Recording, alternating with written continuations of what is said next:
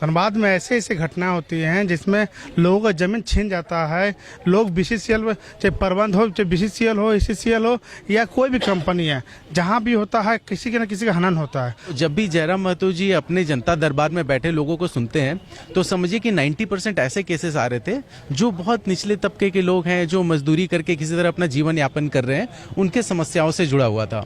तो जब तक हमारा मजदूर यूनियन रजिस्टर नहीं हुआ था उसके पहले भी उनके हक के लिए लड़ाई की जा रही थी। लेकिन जैसे कहते हैं ना कि उस लड़ाई को एक शक्ति देने, एक पहचान देने की जरूरत है। मुख्य रूप से अगर आउटसोर्सिंग में भी जो पेमेंट निर्धारित किया गया, जो सरकारी न्यूनतम पेमेंट है, उस पेमेंट से भी हटा के यहाँ ठेकेदार उसके बाद ले लेता है पेटी ठेका, उसके बाद उसमें शोषण किया जाता है मजदूरों को। जेबीकेएसएस अब जेएलके पार्टी होने के बाद अब बीकेएमएस यानी कि भारतीय क्रांतिकारी मजदूर संघ अब मजदूरों की राजनीति में भी एंट्री कर चुका है, जिसकी आधिकारिक घोषणा जेबीकेएसएस जेएलके के केंद्रीय अध्यक्ष टाइगर जयराम महतो ने इस वक्त धनबाद सर्किट हाउस में प्रेस वार्ता के दौरान दी है। हमारे साथ बातचीत करने के लिए कई पदाधिकारी है जेबीकेएसएस और जेएलके के। इंडिया से बाहर भी पढ़ाई इन्होंने की, वहां पर उन्होंने नौकरी की, फिर टाइगर जयराम की बातों ने इन्हें मोह लिया और वापस इन्हें धनबाद और झारखंड जो है आना पड़ा। प्रकाश नाम है, केंद्रीय प्रवक्ता की जिम्मेवारी मिली है, सीधे इनसे जुड़ते हैं। भैया, आप रह चुके हैं बाहर में और देख चुके हैं कि जो धनबाद की या झारखंड के लोगों की बाहर में क्या स्थिति है, चाहे वो पढ़ने जाए या नौकरी करने जाए, और जो उससे भी खास्ता स्थिति जो है मजदूर तबके की है, कैसे समाधान? पहले तो आप लोगों को जोहार, नमस्कार, और आपके चैनल के माध्यम से आपके सारे दर्शकों को भी हमारा नमस्कार।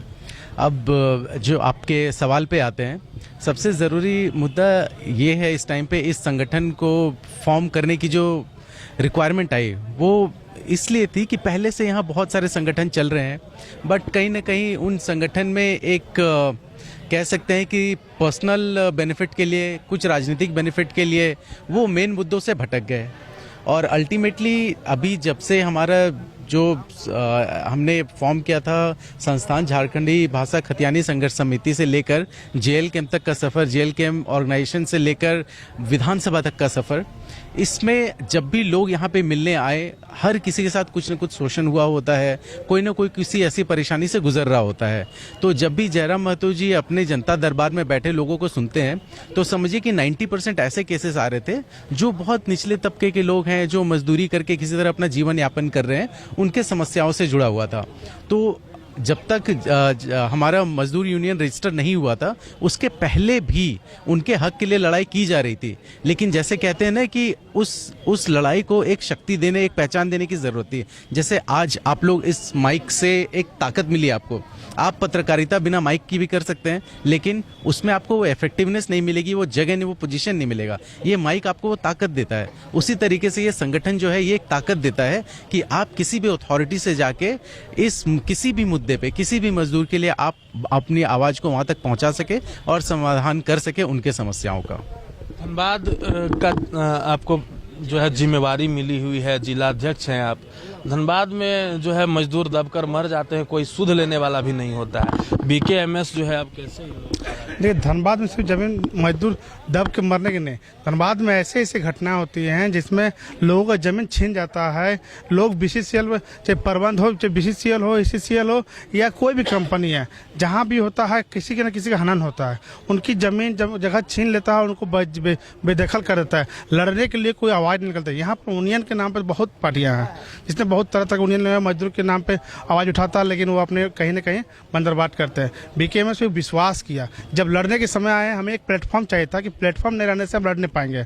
अब हमारे पास प्लेटफॉर्म हो गया। मजदूरों ने हम लोग पर विश्वास किया है कि बीकेएमएस ही वो ऐसा है जो जयराम महतो नेतृत्व में जो मजदूर के हक अधिकार के लिए लड़ाई लड़ेंगे। पार्टी आप लोगों ने जो संगठन आप लोगों ने बना लिया, धरातल पर काम विस्तार कमेटी होगा, विस्तार कमेटी के आधार पर उसी नियम कानून से किया जाएगा।